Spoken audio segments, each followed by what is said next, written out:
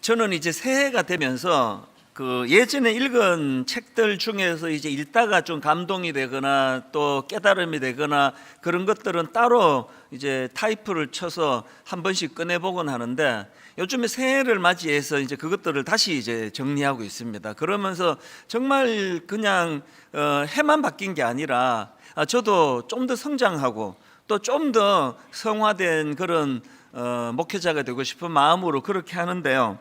예를 들면은 이제 요즘 제가 반복해서 그 메모해 둔 것을 읽고 있는 한 구절을 제가 인용해 드리겠습니다. 레오나르도 다빈치가 하늘을 나는 꿈을 품지 않았다면 라이트 형제의 비행기와 헬리콥터는 없었을 것이다. 비행기가 없었다면 닐 암스트롱이 달에 착륙하지 못했을 것이다.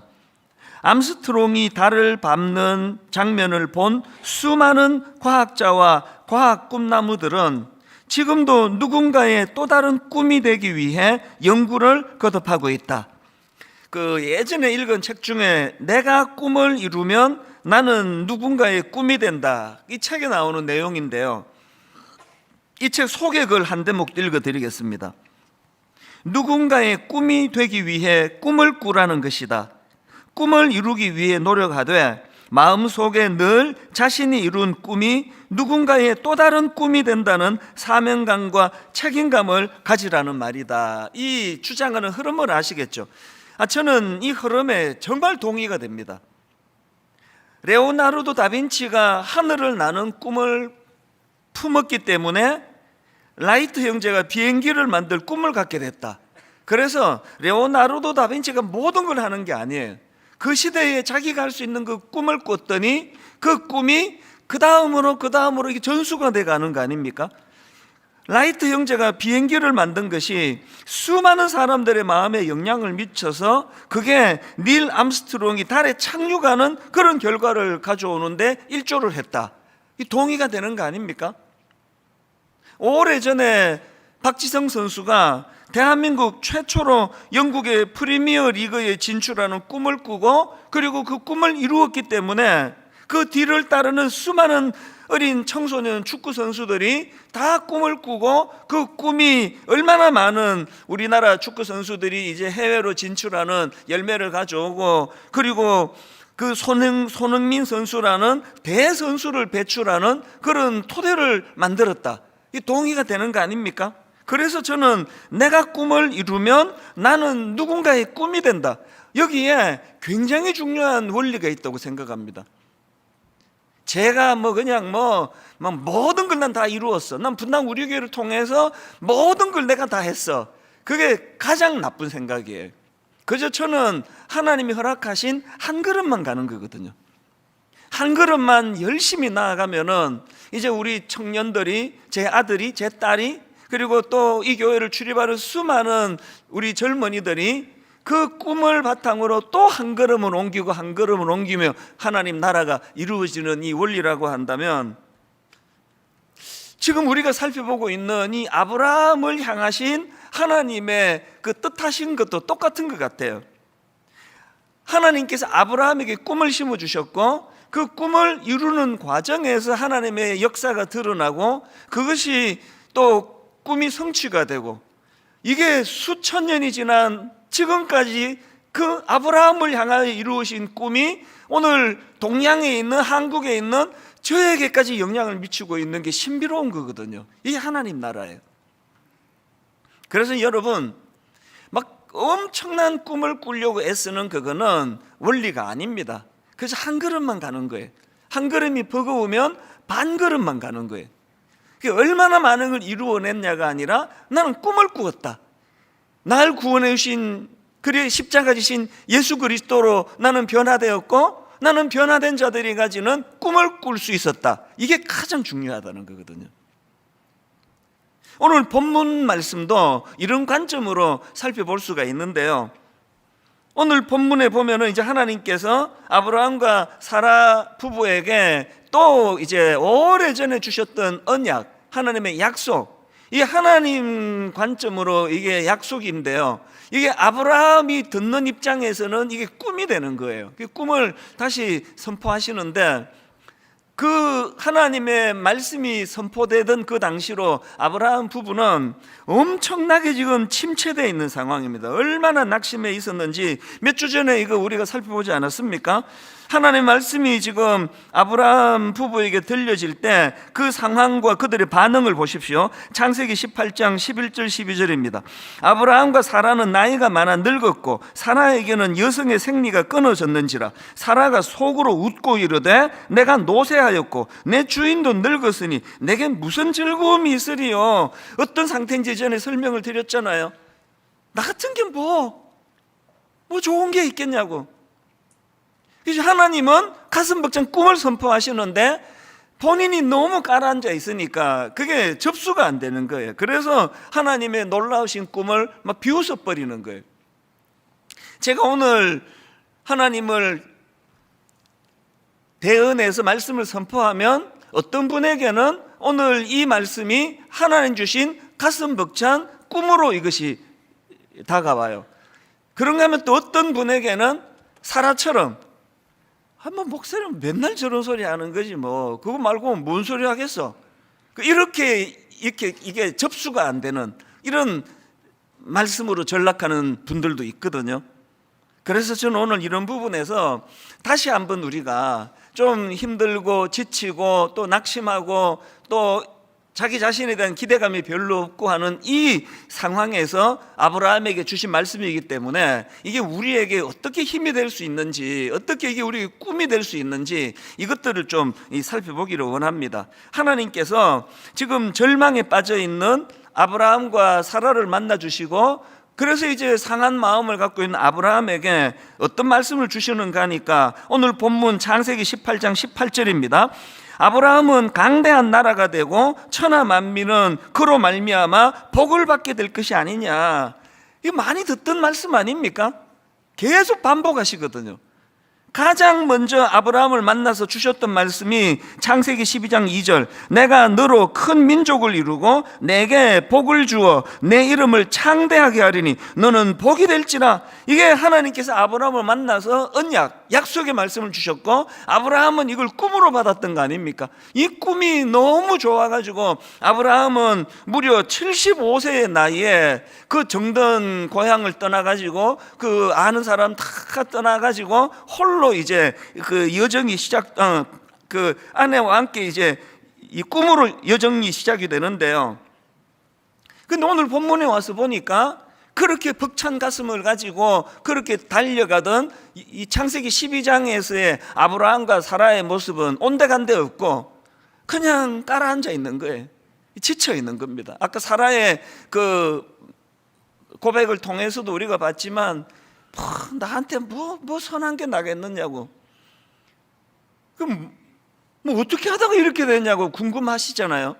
아니 그렇게 의욕으로 시작했는데 어떻게 하다가 이렇게 깔아앉아 버렸나? 왜 그렇다고 생각하세요? 여러분 다 아십니다.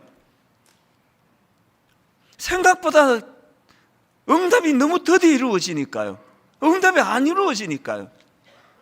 기다리는 게 너무 힘든 거예요.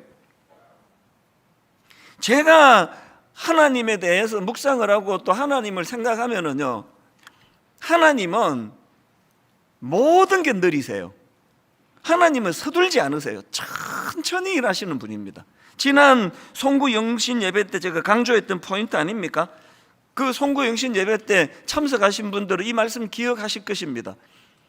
보통 그 인간들끼리 그 대화할 때는요, 부지런하다의 반대말은 게으르다예요. 그래서 뭐 퀴즈 대회 같은 것도 초등학교 1학년들 놓고 부지런하다의 반대말은 그럼 게으르다 그래야 점수를 받아요. 그런데 성경은요, 부지런하다의 반대말이 게으르다가 아니라 서두르다라는 거예요. 서두르다. 이게 그 조급하다, 서두르다. 이게 잠언 21장 5절에 나오거든요. 부지런한 자의 경영은 풍부함에 이를 것이나 조급한 자는 궁핍함에 이를 따름이니라. 여기 보니까 부지런한 사람과 대조되는 사람을 게으른 사람으로 세우지 않고 조급한 사람으로 부르고 있다는 거예요. 그래서 제가 송구 영신 예배 때 거북이는 느려도 행복하다 이 책을 인용하면서 토끼와 거북이의 경주를 제가 인용해 드린 거 아시죠? 토끼와 거북이가 경주에 임했는데 이 토끼와 거북이의 결정적인 차이가 뭐냐 하니까 토끼는 경쟁 상대인 거북이를 의식하면서 경기에 임했고 거북이는 경쟁 상대인 토끼를 의식한 게 아니라 목표점에 도달하는 목표점을 의식하고 임했다는 거예요. 이 차이가 토끼에게 치명적인 어리석음을 가져다 준 거 아닙니까? 토끼가 막 달리다 보니까 의식하고 있는 경쟁 상대인 거북이가 상대가 안 되거든요. 그러니까 방심하죠. 바로 이제 들어누워 자는 거예요. 쉬었다 가도 되겠다.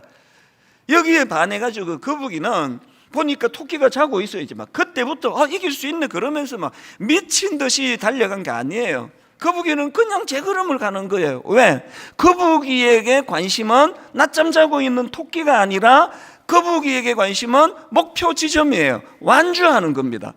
그래서 거북이가 토끼를 이기는 게 목표라면 게임하지 할 때 절대 안 하죠. 그 질 것 뻔한데 내가 왜 하느냐고. 그래서 시도도 안 했을 거예요. 저는 송구영신 예배를 준비하면서 이 말씀을 묵상하고 난 이후로 계속 제가 제 마음에 드는 생각이 이거예요. 그리고 여러분에게 도전하고 싶은 게 이 포인트입니다. 여러분은 지난 한 해 토끼로 살았습니까? 거북이로 살았습니까? 대부분이 토끼로 살죠. 왜? 이건 뭐 초등학교 입학할 때부터 세상이 우리를 그렇게 몰고 가니까요. 선행학습. 모든 교육 전문가들이 다 얘기해요. 이 효과 없다고. 뭐 무슨 책이든 좀 읽어보세요. 이 효과 없다 그래요. 왜 합니까? 토끼가 하고 있으니까. 얘가 하고 쟤가 하는데 이거 나도 해야지. 그래서 우리 대한민국에서 자라는 아이들이 불상을 따름이에요. 대학교 딱 들어가면 그렇게 정신없이 12년 동안 공부했던 게 별로 쓰이질 않는데요. 전공? 꿈을 따라 택하는 경우는 뭐 거의 한 100에 1명 될까요? 점수 보고 과를 정해가지고 4년 내내 괴로워하는 게 우리나라 현실 아닙니까? 그게 왜 그렇습니까? 거북이처럼 인생의 목표를 완주하는 데다 두지 않고 라이벌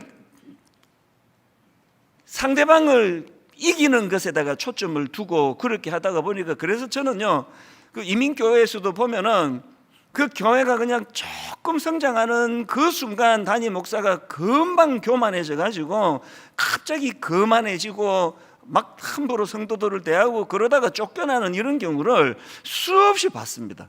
그 왜 그렇습니까? 토끼가 된 거예요. 옆에 교회 목사들보다 내가 굉장히 빠르네? 그럼 낮잠 자고 가도 되겠다. 이렇게 사람을 내가 많이 모으는데 뭐 나 쫓아내겠어? 이게 다 토끼예요, 토끼. 아브라함이 그렇게 꿈을 가지고 창세기 12장에서 출발했는데 왜 이렇게 지금 낙심을 하고 우울하고 막 그냥 자기 자신에 대한 기대감이 없고 하나님의 말씀이 선포되는데 막 비웃어버리고 왜 그렇습니까?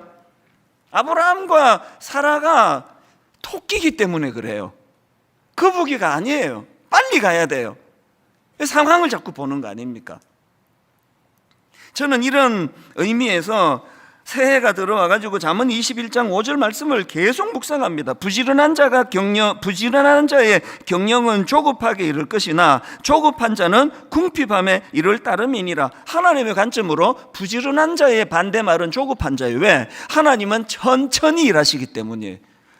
아브라함 부부를 막 속성으로 막 후닥닥 그렇게 아들 주고 막 그냥 막 아무런 양육도 안 시키시는 분이 아니에요. 왜 천천히 주셔야 됩니까? 그 과정을 통해서 아브라함이 성장하거든요. 그 과정을 통해서 사라가 성장하기를 원하시는 거란 말이에요. 그래서 새해에는 저는 저와 여러분 모두가 다 조급한 자가 아니라 부지런한 자가 되기를 원합니다. 저와 여러분이 토끼처럼 항상 라이벌을 만들고 그것 때문에 우울하거나 그것 때문에 우울감에 빠지거나 하는 그런 인생이 아니라 상황에 연연하지 않고 나는 내 목표를 향해 간다. 그래서 제가 구호를 자꾸 외치잖아요. 개는 짖어도 기차는 가는 거예요. 기차가 막 개가 크게 짖는다고 갑자기 빨라지고 안 짖는다고 막 천천히 우리도 한숨 자고 가자 그런 거 없습니다. 기차는 그냥 자기 페이스대로 가는 거예요. 이게 아름다운 거거든요. 이게 성경적으로 보기에 이게 부지런한 자라는 겁니다. 오늘 이런 맥락에서 이제 우리 모두가 다 아브라함이 실패했던 그 지점을 우리가 착한 묵상을 하면서 우리 새해 하나님 앞에 정말 하나님 보시기에 우리는 조급한 자가 아니라 부지런한 자로 살기를 원합니다. 이 꿈을 갖고 계시기 원한다면 두 가지를 기억하셔야 됩니다. 하나님이 주시는 꿈을 가지고 우리가 두 가지를 해야 되는데요. 첫째가 뭐냐? 하나님께서 주시는 꿈을 반복해서 선포하는 거예요. 반복해서 선포하기. 왜 우리가 자꾸 하나님 주신 꿈을 반복해서 선포해야 되는가 하면 우리는 자꾸 유지를 못하기 때문에, 자꾸 아브라함처럼 옆길로 새기 때문에 자꾸 초심을 자꾸 반복해야 돼요. 우리 왜 결혼했지? 그리고 여러분 결혼 약속하고 막 직구하러 다니고 그럴 때 얼마나 많은 꿈들을 꿨습니까? 안 꾸셨어요? 다 꿨잖아요. 첫 아이 임신하고 얼마나 많은 꿈을 꿨습니까? 이 아이를 통해 하나님 어떻게 이 아이를 키우기 원하고, 그 모든 것들이 다 우리 초심을 갖고 있을 때 일어났던 일 아닙니까? 지금 아이들 양육할 때 생각해 보면 그렇게 초심을 갖고 꿈꾸던 것들은 온데간데 없고, 그저 막 온 세상이 막 서둘러라. 그래 갖고 어떡하냐? 그래 갖고 어떻게 토끼를 이길 수 있느냐? 거북이 어떻게 이길 수 있느냐? 그래서 자꾸 하나님 주신 꿈을 반복해서 선포해야 돼요. 이게 또 하나님 뜻이에요. 이 본문의 흐름을 한번 보십시오. 자, 창세기 12장 2절, 맨 처음 아브라함에게 주신 말씀, 내가 너로 큰 민족을 이루고 너에게 복을 주어 너의 이름을 창대하게 하리니 너는 복이 될지라. 이 말씀을 선포하시고 꿈을 주시고 아브라함에게 얼마나 자주 이걸 되뇌게 하시고 반복하시는지 모릅니다. 바로 그 다음 장이 13장에 보니까 아브라함이 롯을 떠나보낸 직후에 마음의 상실감이 찾아올 때 하나님이 또 그걸 반복하세요. 그게 13장 14절입니다. 롯이 아브라함을 떠난 후에 여호와께서 아브라함에게 이르시되 너는 눈을 들어 너희 있는 곳에서 북쪽과 남쪽 그리고 동쪽과 서쪽을 바라보라. 뭘 지금 강조하십니까? 조카 롯이 떠난 게 아쉽고 섭섭하겠지만 그런 거에 일비하지 마라. 내가 12장에서 너에게 꿈을 주지 않았느냐? 더 넓은 곳을 바라보고 동서남북을 바라보며 하나님 주시는 꿈을 기억하거라. 그 얘기 아닙니까? 그 말씀 아닙니까? 15장으로 가서도 마찬가지예요. 15장 5절, 주님께서 아브라함을 데리고 바깥으로 나가서 말씀하셨다. 하늘을 쳐다보아라. 내가 셀 수 있거든 저 별들을 세워보아라. 그리고는 주님께서 아브라함에게 말씀하셨다. 너의 자손이 저 별처럼 많아질 것이다. 12장에서 주신 꿈을 지금 되뇌이고 계시는 거 아닙니까? 15장 18절도 마찬가지입니다. 그날에 여호와께서 아브라함과 더불어 언약을 세워 이르시되 내가 이 땅을 애굽 강에서부터 그 큰 강 유브라데까지 내 자손에게 주노니. 반복 또 반복하시는 거예요. 꿈을 심어주시는 거예요. 이 사실을 잊지 말라는 거거든요. 창세기 18장 18절, 아브라함은 강대한 나라가 되고 천하 만민은 그로 말미암아 복을 받게 될 것이 아니냐. 지금 아브라함이 지쳐있는 상태라고 말씀을 드렸는데 여러분 꼭 기억하셔야 됩니다. 하나님은요, 아브라함이 지칠 때마다 어떻게 해야 다시 이 사람이 회복이 되는지를 너무 잘 알고 계세요. 지칠 때마다 그냥 보약 따려주고 이런 것도 필요하겠지만 여러분 아이들이 지치면은요 자꾸 꿈을 심어줘야 돼요. 엄마가 너를 가질 때 나는 확신하며 기도한 게 있었다. 기도한 게 있지 않나요? 없으면 지금부터라도 하세요. 그 꿈을 자꾸 심어주는 거 아닙니까? 저희 어머니 말씀을 자주 드렸지만 시골에 초등학교밖에 안 나오신 분이지만 교육학 박사보다 나으셨어요. 계속 어린 저 보고 심어준 게 꿈이에요. 난 네가 요셉같이 하여튼 계속 이제 또 어릴 때는 요셉으로 시작해가지고 성경의 인물들 안 나온 인물이 없습니다. 계속 이제 너 누구처럼 되라. 누구처럼 요셉처럼 맨 어릴 때는 하여튼 어떤 상황에서도 굴복하지 않는 그런 꿈의 아들이 되거라. 계속 그렇게 저에게 성경을 가지고 양육을 하셨거든요. 이게 이 원리더라고요. 분당 우리 교회는 이제 정말 여러분 다락방 모임을 하든 개인적으로 만나든 뭐 그냥 주식이 얼마 올랐대? 어디다 투자해야 돼? 그런 이야기는 딴 데 가서 하시고요. 다락방에서 모이시면 하나님 주신 꿈을 나누는 거예요. 하나님 내 이런 꿈을 주셨다. 이 꿈이 드디어 응답이 되는 이걸 이찬수 목사님이 그러는데, 그거는 그 과정을 통해서 연거를 가게 하시고 그 응답되지 않는 그 모든 것들은 내게 꿈이 될 수 있다고 말씀하셨다. 자꾸 저는 우리 교회 성도들 모임할 때마다 하나님 주신 꿈을 계속 선포하고 꿈을 나누며 그 꿈을 이루어 가시는 그런 교회가 되기를 저는 원합니다. 이런 의미에서 저는 가평 우리 마을이요, 저는 지금 막 열심히 기도합니다. 하나님, 뭐 그냥 올 하반기에는 반드시 오픈될 수 있도록 해 주시기 원합니다. 그래서 지금 막 기도해요. 여러분 기도해 주세요. 그리고 여러분, 가평 우리 마을이 오픈되면은 현실이지만 지금부터 꿈꾸자고요. 같이 꿈을 꾸자고. 하나님, 저 가평 우리 마을에서 장애인들이 그곳에서 참, 저는 지금 그곳에 장애인 작가들을 많이 초대해 가지고 작품 전시회도 하고 싶어요. 장애인 엄마, 또 장애인 언니, 동생, 지친 분들 초대해 가지고 그곳에서 정말 쉴 수 있도록 해드리고 싶거든요. 그런가 하면은 크리스찬들이, 난크리스찬들이 그곳에 와가지고, 지난주 말씀드렸잖아요. 가평 우리 마을이 지친 사람들이 쉼터가 되기 원합니다. 가평 우리 마을이 하나님의 환대를 경험하는 곳이 되기 원합니다. 이 꿈을 같이 꾸자는 거예요. 저는 가평 우리 마을이 안 믿는 사람이 막 명소가 되기를 원해요. 왜? 자기들이 겪은 거는 그냥 비싼 돈 주면은 막 그냥 침대 좋은 거, 막 어디 뭐 인테리어 잘 돼 있는 거, 뭐 이런 것들을 주로 받지만, 가평 우리 마을은 이제 지금부터 승부거든요. 여러분, 그 지난주 보여드린 그림 보고 와 탄성을 저질렀지만, 가평 우리 마을이 그냥 뭐 건물만 잘 짓고 막 커피만 맛있으면은 교회가 그거 뭐하러 그런 거 하느냐고요. 하면 안 돼요. 그게 목표가 아닙니다. 가평 우리 마을을 들락거리는 그 사람들이 주님의 환대를 경험하게 하고, 그곳에서 치유가 일어나고, 그곳에서 지친 자들이 쉼을 얻을 수 있다면, 이제 여러분 꿈꾸시면서요, 프로그램을 여러분 만들어 주셔야 돼요. 이렇게 오래 걸리더니 이 팔짱 딱 끼고 이제 얼마나 잘하나 보자. 그리고 이제 딱 가보더니 이거 뭐 이거였어? 그러시면 안 됩니다. 그거 여러분 책임이에요. 지금부터 만들어 가야 돼요.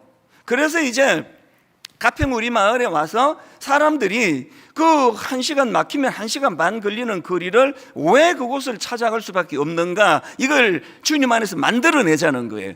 커피도 맛있을 거예요. 제가 너무 감사하는 것은요, 지난주에 설계하시는 뿌띠 프랑스 설계하신 교수님이 재능 기부로 그것들을 꿈으로 해주셨다 그랬는데, 또 저는 이해가 잘 안 됩니다. 이랜드에서 전문가 직원 2사람을 파송해, 지난번 건축할 때 또 2분을 보내주셨다가 다시 돌아갔는데, 컴백했는데, 이번에는 이제 이 분야의 전문가를, 직원 2사람을 또 보내줬어요. 그리고 사실 이제 회장님이 이런 거 막 자꾸 얘기하는 거를 되게 싫어하시기 때문에 그분이 설교 안 듣기를 바라면서 제가 이야기하는데, 이분이 깜짝 놀랐습니다. 이제 분당 우리 교회로 직원 2사람을 파송하고, 이게 그 이랜드 일도 아니니까, 그래서 회사 돈으로 월급을 주시는 게 아니라 이분이 사비를 지금 주고 있대요. 그 왜 그래야만 됩니까? 우리 교회에 다니시는 분도 아닌데 왜 그래야 되는지 저도 몰라요. 하나 알아요. 그게 하나님이 제게 주신 부담이에요. 그래서 가평 우리 마을은 진짜 독특한, 그래서 그곳에서 쉼이 일어나고 회복이 일어나고 약자들에게 용기를 주는 일이 일어나고, 그런 일들을 우리 꿈꾸면서 같이 만들어 가자는 거예요. 그러려면 이게 저의 꿈만이 아니에요. 이제 오늘부터 여러분들이 같이 꿈꾸기를 원합니다. 근데 자꾸 꿈꾸러 현장을 오시려고 그래가지고 지금 그 막 이것저것 하기 때문에 그냥 꿈꾸세요. 그냥 꿈꾸시면 돼. 안 가셔도. 드림센터 사역하는, 뭐 어떻게 될지 잘 몰라요 저도. 그러나 꿈꾸는 거예요. 하나님, 저 드림센터를 우리가 사회 환원했을 때 저기에 믿는 사람뿐만 아니라 안 믿는 사람까지 저곳에서 놀라운 일이 일어나기를 원합니다. 같이 꿈꾸자고요. 하나님 주신 꿈을 자꾸 선포하고 나누는 겁니다. 홈페이지 들어오셔가지고요, 이제 가평 우리 마을에 이제 커피만 마시고 뭐 어디 좋은 데 가서 그냥 와 인테리어 잘했다 이렇게 하고 끝내지 않기 위하여 여러분들이 정말 이런 아이디어들이 있으시면 홈페이지에 당장에 오늘 들어오셔가지고 메일로도 좋고 전화로도 좋고 그런 아이디어를 주시면서 꿈을 계속 공유하고 선포해 주시기를 바랍니다. 이게 첫 번째예요. 그런가 하면 두 번째로 우리가 아브라함과 사라처럼 중간에 낙심하고 중간에 변질되지 않기 위해서는 오늘 해야 할 일에 충실하기예요. 그 조근호 변호사님이라는 분이 있는데 이분이 이제 월요 편지라고요. 이제 매 월요일마다 많은 분들한테 이메일을 보내주세요. 저에게도 보내주시는데요. 지난주에 제가 이 월요 편지를 보니까 시 하나를 거기서 제가 발견했는데 하나님의 놀라움이에요. 이번 주 설교를 이렇게 준비하는데 이 시를 보내줬어요. 이 시 제목이 나는 오늘 무엇을 했던가 이겁니다. 자, 그 시 내용 한번 들어보십시오. 내년에 많은 일을 할 계획인 나는 오늘은 무엇을 했던가? 앞으로 많은 돈을 기부할 생각인 나는 오늘은 무엇을 주었던가? 미래에 멋진 저택을 짓고 싶은 나는 오늘은 무엇을 지었던가? 달콤한 몽상은 행복에 젖어들게 하지만 내가 아니면 누가 그 일을 하겠는가? 그렇다. 누구나 자신에게 이런 질문을 해야 한다. 나는 오늘 무엇을 했던가? 제가 이 시를 카페에 가지고 묵상을 하다 여기 나오는 걸 보면서 제가 몽상가 이거 내가 국어 사전을 찾아봤습니다. 몽상가 이렇게 설명합니다. 실현성이 없는 헛된 생각을 즐겨하는 사람. 그래서 이 몽상가들은요 실행이 약해요. 그리고 오늘이 게을러요. 이 오늘 게으른 걸 그걸로 그냥 이렇게 커버하는 거예요. 그래서 진짜 하나님 주시는 꿈을 꾸는 사람은 오늘이 강합니다. 오늘 내가 뭘 하지? 제가 일만성도 파송 운동 선언하고 10년 동안 정말 뭐 말로 다 할 수 없는 두려움과 또 지치고 피곤하고 힘든 시간을 보냈지만 저는 한 번도 하나님께 때를 써본 적이 없습니다. 하나님 지금 일만성도 파송 운동 때문에 시간을 얼마나 뺏기는데 내 이번 주 설교 조금 부실한 거 이해해 주셔야 되는 거 아닙니까? 그렇게 떼쓴 적이 한 번도 없습니다. 가평 우리 마을이 늦어져서 마음고생 엄청나게 하고 잠을 못 이루는 적이 있었다 할지라도요 이것 때문에 내가 이번 주에 설교를 내가 소홀히 할 수 없다는 생각, 이게 하나님 주시는 마음이거든요. 어떤 큰 꿈을 꾸고 있더라도 오늘을 소홀히 하지 않는 그 사람이 하나님의 꿈을 이룬다는 사실입니다. 본문에 보면은 하나님께서 지쳐있는 아브라함과 사라에게 놀라운 꿈을 펼쳐 보이시고는 하나님의 그 방향 전환을 한번 보십시오. 그렇게 꿈만 잔뜩 심어주고 그렇게 끝내지 않으시고 20절에 보면은 주님이 또 말씀하세요. 자, 20절을 세 번역으로 보십시오.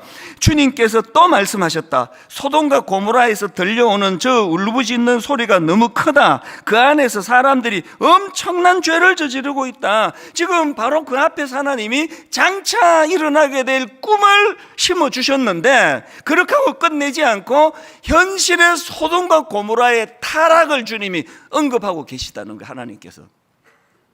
그랬더니 여러분 하나님의 말씀 앞에 반응하고 귀를 기울이고 그 가운데 그 회복이 됐다고 생각하는 아브라함의 행동을 저는 너무 감동을 해요. 아브라함이 어떤 반응을 보이는지 아시죠? 소돔과 고모라의 타락과 심판에 대한 그 말씀을 듣고 난 다음에 아브라함이 23절입니다. 아브라함이 가까이 나아가 이르되 주께서 의인을 악인과 함께 멸하려 하시나이까? 그러면서 절박한 심정으로 하나님께 매달려요. 호소합니다. 24절 그 성중에 의인 50명이 있을지라도 주께서 그곳을 멸하시고 그 50의인을 위하여 용서하지 아니하시리까? 그러고는 또 좀 이따 28절에 만약에 거기서 50의인 중에서 5명이 부족하다면 그래도 용서해 주시지 못하시겠습니까? 또 좀 있다가 또 바로 또 숫자를 좀 줄여요. 29절에 아브라함이 또 아뢰어 이르되 거기서 40명을 찾으시면 어찌하리 하시나이까. 30절 아브라함이 이르되 내 주여 노하지 마시옵고 말씀하게 하옵소서. 거기서 30명을 찾으시면 어찌하리 하시나이까. 31절 아브라함이 또 이르되 내가 감히 내 주께 아뢰나이다. 거기서 20명을 찾으시면 어찌하리 하시나이까. 32절 아브라함이 또 이르되 주는 노하지 마옵소서. 내가 이번만 더 아뢰리이다. 거기서 10명을 찾으시면 어찌하리 하시나이까. 영화 신들러 리스트 생각이 안 나세요? 내가 타고 다니던 이 고급 자동차만 팔았더라도 내가 그때 몇 명인지 기억이 안 나지만 내가 유태인 내가 10명을 더 구할 수 있었는데, 이거 팔았더라면 몇 명을 더 구할 수 있어. 나중에는 이 금리빨 이거 내가 뽑아가지고 팔았더라면 유대인 1명을 더 구할 수 있었는데, 우리가 신들러라는 사람을 왜 그렇게 마음으로 놀랍게 존경합니까? 현재가 강한 사람이거든요. 현재 이거 팔아가지고 아브라함이 하나님 만나 꿈이 회복이 되고 장차 주실 꿈을 가지고 가슴이 벅찼다면 아브라함이 이런 행동을 해야 되는 거예요. 소돔과 고모라 방치하지 않고 그들을 구원해야 되겠다. 이게 몽상가랑 다른 거 아니겠습니까? 오늘 대체적으로 기독교인들이 욕을 먹어요. 이것 때문에 말만 잘한다는 거예요. 하여튼 내일 할 일은 막 엄청 꿈을 크게 말하는데 오늘 안 해요. 오늘 우리 당장 가평 우리 마을은 아직 연말일 2학기 하반기고요. 성가대 인원이 부족합니다, 여러분. 당장 오늘 주일학교 교사가 지금 부족해요. 부족한 게 아니라 지금 위험한 상태예요. 몽상가로 살지 않으시기를 원합니다. 그러면 뭘 해야 됩니까? 뭐 엄청 많죠, 이 악한 시대에. 그런데 하나님께서는요, 그 중에 가장 중요한 것으로 다음 세대 자녀 교육을 꼽으세요. 자, 오늘 본문 보세요. 19절 세 번역입니다. 내가 아브라함을 선택한 것을 딱 꼬집어 말합니다. 내가 아브라함을 선택한 것은 그가 자식들과 자손을 잘 가르쳐서 나에게 순종하게 하고 옳고 바른 일을 하도록 가르치라는 뜻에서 한 것이다. 그리고 그 다음 결론을 보십시오. 그의 자손이 아브라함에게 배운 대로 행하면 나는 아브라함에게 약속한 대로 다 이루어 주겠다. 오늘 우리가 해야 되는 가장 중요한 것은 자녀 교육이라고 하나님 말씀하세요. 그리고 그 배경 아시죠? 소돔과 고모라. 저는 확신합니다. 오늘 이 시대 전 세계 특히 선진국이라는 나라들 꼴을 보면은 오늘 우리 시대는요, 소돔과 고모라에게 절대로 뒤지지 않습니다. 타락한 걸로 치면. 제가 두려운 게 뭔지 아십니까? 언제부턴가 동성애 그러더니요, 이제는 그게 계속적으로 발전을 해 나가요. 나쁜 쪽으로. 최근에 제가 신문 기사를 보고 진짜 두려움이 찾아왔습니다. 머리 기사가 이렇습니다. 동성 부부 넘어 한 아이 두 엄마 인정 나선 독일. 뭐 짐작하시죠? 이제 여성 동성애자 두 사람이 이제 결혼을 했어요. 이제 뭐 혼인신고도 되니까 결혼을 했어요. 뭐 애는 뭐 여자 둘이서 낳을 수는 없을 거고 뭐 뭔지는 잘 모르겠어요, 저도. 그래서 이제 뭐 입양을 했다고 치자고요. 그러면 우리가 아는 가정은요, 한 엄마와 한 아빠가 아이들을 기르는 거 아닙니까? 이제는 독일에서 그 선진국에서 이제 엄마 둘이라도 된다는 거예요. 그래서 이제 학교를 가면 얘가 우리 엄마 엄마 아빠는 없고 엄마만 둘이다. 그 오래전에 캐나다에서 결혼식 제가 한번 소개해드렸잖아요. 결혼식이 신랑이 2사람이고 신부가 3사람이에요. 그 이 3사람이 이제 한 가정을 이루어요. 그럼 이게 뭐 어떻게 되는 겁니까? 제가 두려운 건요, 우리 아들의 아들 세대가 가면 가정이라는 단어가 없어질 것 같아요. 이 가정이 지금 붕괴되고 있거든요. 이거 방치하시면 안 됩니다. 그래서 여러분, 제가 오늘 정말 여러분 제가 좀 막 강권적으로 제가 여러분 좀 매달려 때를 쓰고 싶은데요, 이 책 기억하십니까? 우리 자녀 성경적 성교육 시리즈. 이게요, 남자와 여자는 왜 달라요? 이게 몇 살짜리인가? 3살부터 6살짜리부터 시작해가지고 이게 이제 각 연령별로 고등학교 연령까지 이게 성경적인 성교육 시리즈예요. 이거를 만들었더니 막 또 이제 막 반대하고 막 이 문제를 삼고 하는 분들이 계셔가지고 이거를 개정하는데 1년이 걸렸습니다. 그 담당 목사님들하고 막 부산에 차 몰고 가가지고 설득도 하고, 그리고 이 책은 이제 미국에서 판권이 있기 때문에 출판사 통해서 미국 그 출판사에 막 사정을 하고 한국 정서가 이랬다 한 번만 봐달라. 미국은 그 원판을 이런 식으로 바꿔서는 걸 일절 허락을 하지 않는데요. 1년을 설득했습니다. 그래서 만들었어요. 그리고 이번 겨울 방학 동안, 이게 내일부터 하세요, 오늘부터 하세요. 우리 오늘이죠. 오늘부터 홈페이지 오시면요, 이 책 강의 다 준비가 돼 있습니다. 여러분 부탁하는데, 근데 이런 말 20년 만에 처음 합니다. 저 설렁탕 한 그릇 사주신다 생각하고 이 책 구입하세요. 진짜 부탁합니다. 그리고 아빠는 아들에게 영향을 미쳐요. 엄마는 딸에게 성교육을 시켜야 돼요. 이거 다 도와드릴 거니까요. 그래서 여러분, 소돔과 고모라를 방불케 하는 이 시대에, 상상을 초월하는 가치관의 혼란에 이 시대의 애들을 학교 보내놓고 방치하시면 안 되는 거거든요. 할 일 많은데 그 중에 가장 중요한 할 일이 자녀 교육입니다. 다음 세대입니다. 결론을 오늘 이렇게 저는 맺기 원합니다. 요즘 한 구절 묵상 잘 하고 계시죠? 어제 한 구절 묵상을 제가 보니까 시편 18편 29절이더라고요. 내가 주를 의뢰하고 적군을 향해 달리며 내 하나님을 의지하고 담을 뛰어넘나이다. 너무 어제 제가 이 구절 읽으면서 정말 하나님, 한번 적군을 향해 달리기 원합니다. 한번 담을 뛰어넘기 원합니다. 그런데 나는 그거 할 수 없으니 전제가 뭡니까? 내가 주를 의뢰하는 거예요. 내 하나님을 의지하는 겁니다. 오늘 여러분 1월 둘째 주예요. 작년 기억하시죠? 와, 세월 빠르다. 한 해가 벌써 기울어지네. 그랬었는데 지금 1월 둘째 주가 됐습니다. 오늘 할 일, 늦추면 안 됩니다. 자녀들을 제대로 양육하고 오늘 해야 될 일을 최선을 다해서 소돔과 고모라를 위해 중보기도 하고, 그런가 하면은 계속 하나님이 주신 꿈을 계속 선포하는 거예요. 계속 반복하고.